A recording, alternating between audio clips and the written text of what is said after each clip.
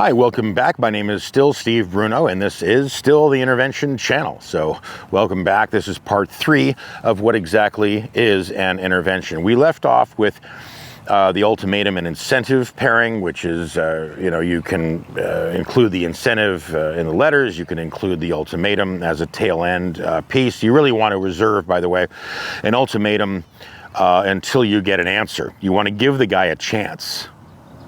You don't just bombard him with an ultimatum. That will probably just get you a fight. So you want to take a position. Taking a position is vastly better than trying to remember a script. Okay, families will say, they'll go back and forth. Okay, well, this is what you say. This is what you say. Well, that's all well and good, and as long as you are operating in a vacuum and there's no influences. But once the person says something to set you off, and maybe somebody else says something and somebody screws something up, or whatever in your estimation screws something up, et cetera, then what are you doing with this script? It's just sitting there, perhaps completely useless. But what is useful, what is effective, is to take a position. Now, this is what my mom did with me, my father, my brothers did with me, is they said, look, if we can't participate, and again, this, an ultimatum, I want to say, if I haven't said it already, an ultimatum can be and should be delivered with respect, at least in a respectful tone. A lot of people believe that an ultimatum automatically is delivered in a condescending tone, and you're automatically talking to the person as if he or she is 5 years old. You don't want to do that. That does not sell tickets. That is a question for your heart.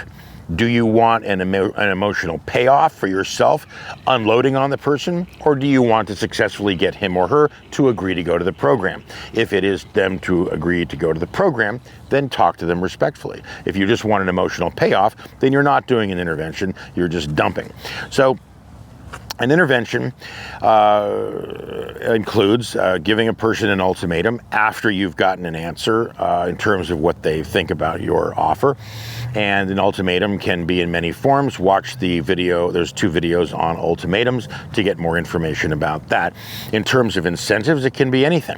Right now, I'm doing an intervention, and we're incentivizing the person to go to a program either in Santa Cruz or Luxury Detox in Florida. There's a program in Denmark that's on the table, all of which are quite affordable, and all of which satisfy the requirements that we believe that are needed in order to bring this guy back to life. So he's got some options. Good incentives, right? Just in and of the program itself. Beyond that, the family's willing to help him get into a car, not get into a car, but to get a car. Right now, he needs help getting into a car. Well, actually, he needs to not drive at all. But anyway, so, okay. So incentives, ultimatums, and then moving on. There will be blowback, right? You're going to have a situation probably where I in planning all of this, I do want to say you plan for the worst, hope for the best. So you're planning for the person to resist, to test your mettle, right? What's meant by that is when a person tests your mettle, in the case of an intervention, what most often occurs is that the person believes that if he or she has enough of a crisis, makes the intervention into a crisis, makes you wrong, makes the interventionist wrong, makes the program wrong, you're wrong for doing this, it's not the right time, suddenly he or she has a job interview. You'll be bombarded, most likely, this is what you plan for anyway, by all of these different reasons why he or she can't go or is not willing to go. So, and it all, I'm telling you, I just, as a longtime addict and as a longtime interventionist, all of this leads to one place for the addict or alcoholic. It goes back to they want to drink, they want to use, they don't want to be interrupted. They want to go back to their room with a nice baggie in hand, a bottle in hand, whatever, use, get high, and return to the oblivion that you are attempting to rescue them from. So you have to recognize that. In terms of this blowback, the best way to handle it, honestly, is to maintain your position. You don't have to remember a script. What's your position? You're not going to participate in their destructive choices any longer, in the life that they're living. You don't have to say drugs, just in the life that you're living right now, but you are willing to participate in them going to this great program that you have pitched, right? So, one thing on that note is that one thing that a lot of families forget, is that they don't pitch. Right? They talk at the person, they talk down to the person, and they say things like, you need to go to rehab. Don't you realize how fucked up your life is? But how, look at the shreds of what you once had as a life to live. Drugs and this and that, and you've got to go to rehab and you got to get out of here. Who wants to do any of that with that kind of a pitch, right? If you were to I think I used this in my video, The Offer, but it's a good analogy.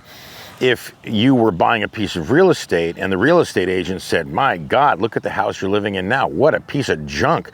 That is a piece of crap. You got to get things repaired. Look at the roof on there. My God. You really made a bad decision about that. You got to get out of there. How's the guy doing on pitching you? He's just putting you down. Basically, he's putting you down. So you don't want to do that. You want to say, like a good real estate agent would. A good real estate agent would say, look at this great piece of property. This is what you're looking for. It's more room. The roof is fantastic. It's made of, slate, blah, blah, blah, whatever it is. So you focus on things that the person needs. You give them pretty pictures of it. You maybe even take a tour of the place if you're able to do that. Hopefully the place isn't that close.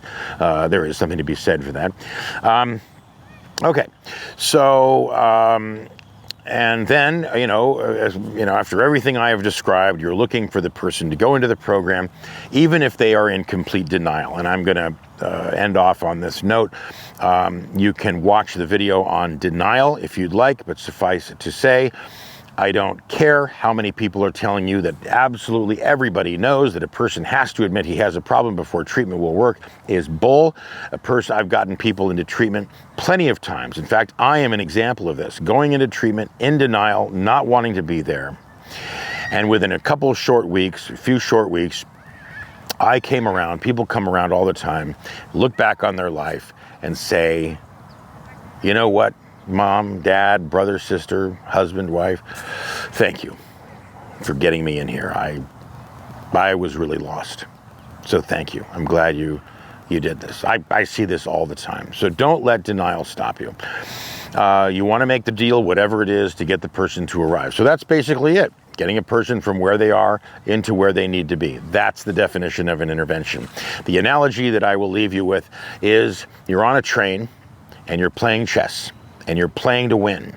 You're playing against this demon, right? You're not playing against your loved one. You're playing against this demon that has your loved one in shackles, wrists, ankles, and neck.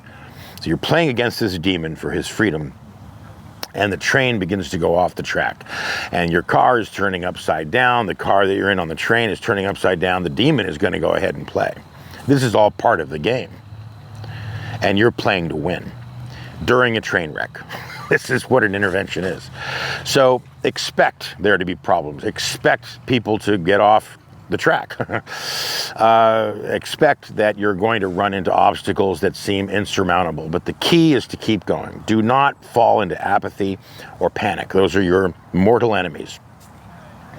So I think enough said about what is an intervention. There are plenty of videos here to watch on all kinds of different subjects. If you have suggestions, questions, please visit my website, stevebruno.com. You can put them into the contact form there. If you'd like to ask your questions in the comments section below, you can do so. My book, More Than Hope, is available on Amazon and Kindle, and there are many chapters in there that expound quite a bit more elaborately than the videos offer. But anyway, if you wanted to get that, there's a link below to buy that. And that's it. I really appreciate your coming here. I hope you have learned something that will help you achieve the goal that you've set out to achieve, save a life, and bring them home again. Okay. Thanks again for watching the Intervention channel. I'm Steve Bruno. Thanks for watching.